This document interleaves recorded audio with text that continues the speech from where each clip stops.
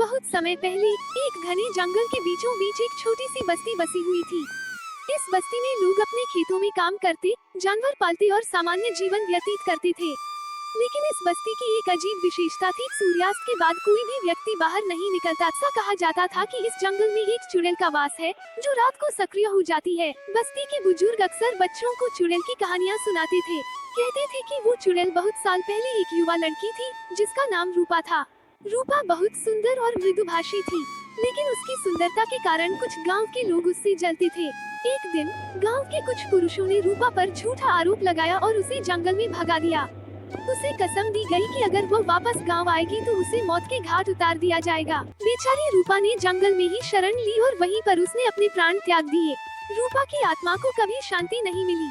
उसकी आत्मा भटकने लगी और उसने चुड़ैल का रूप धारण कर लिया। लोग कहते हैं कि रात को उसकी हंसी की गूंज सुनाई देती है और जो भी उसे देखने की कोशिश करता है वो कभी वापस नहीं लौटता। एक दिन बस्ती में एक नया परिवार आया। इस परिवार में एक युवा लड़का था जिसका नाम अर्जुन था। अर्जुन को इन कहानियों पर विश्वास नहीं था। उसने ठान लिया कि वह इस चुड़ैल की सच्चाई का पता लगाएगा। एक रात जब पूरा गांव सो रहा था, अर्जुन ने अपने आप को तैयार किया और जंगल की ओर चल पड़ा। जंगल के भीतर घुसते ही अर्जुन को एक अजीब सी ठंडक महसूस हुई। पेड़ों की पत्तियां सरसराने लगी और अचानक एक हल्की सी हंसी की आवाज उसके कानों में पड़ी। अर्जुन ने ध्यान से सुना और उस दिशा में बढ़ने लगा। कुछ ही दूर जाने पर उसे एक पुराना टूटा फूटा घर नजर आया। घर के भीतर एक धीमी रोशनी जल रही थी। जब वो दरवाजे के पास पहुंचा, तो उसे एक स्त्री की परछाई नजर आई। वो परछाई हिलने लगी और अर्जुन ने सुना, कौन है वहाँ? अर्जुन ने हिम्मत जुटाई और बोला, मैं अर्जुन हूँ, मैं जानना चाहता हूँ कि तुम कौन हो। परछाई ने हंसती हुई कहा, मैं वही हूँ जिसे तुम लोग चुड़ैल कहते हो। अर्जुन ने साहस से पूछा, तुम्हें क्या चाहिए? चुड़ैल ने धीरे से कहा, मुझे शांति चाहिए। मेरे साथ जो अन्याय हुआ उसका बदला चाहिए। अर्जुन ने उसकी बातों को ध्यान से सुना और वादा किया कि वो उसे न्याय दिलाएगा। अगले दिन अर्जुन ने गांव के सभी लोगों को इकट्ठा किया और चुड़ैल की कहानी सुनाई। उसने लोगों से आग्रह किया कि वे रूपा की आत्मा को शांति प्रदान करने के लिए प्रार्थना करें और उसके साथ हुए अन्याय के लिए माफी मांगे। पूजन किया।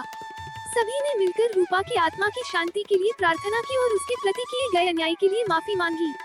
धीरे धीरे चुड़ैल की हंसी की आवाजें बंद हो गयी और जंगल में फिर से शांति छा गई। इस घटना के बाद अर्जुन और गांव के लोग समझ गए कि अंधविश्वास और डर के बजाय सच्चाई और साहस से समस्याओं का सामना करना चाहिए। इस घटना के बाद अर्जुन और गांव के लोग समझ गए कि अंधविश्वास और डर के बजाय सच्चाई और साहस से समस्याओं का सामना करना चाहिए। अर्जुन की साहसिक कहानी ने लोगों के दिलों में एक नई रोशनी जगा दी और सभी ने मिलकर एक सुरक्षित और खुशहाल जीवन की ओर कदम बढ़ाए। समय बीतने के साथ रूपा की कहानी एक प्रेरणा बन गई और गांव के लोग उसे याद करके ये सीखते रहे कि किसी के साथ अन्याय करना कितना गलत है। इस तरह जंगल की चुड़ैल की कहानी ने लोगों को सच्चाई, साहस और न्याय का महत्व समझाया।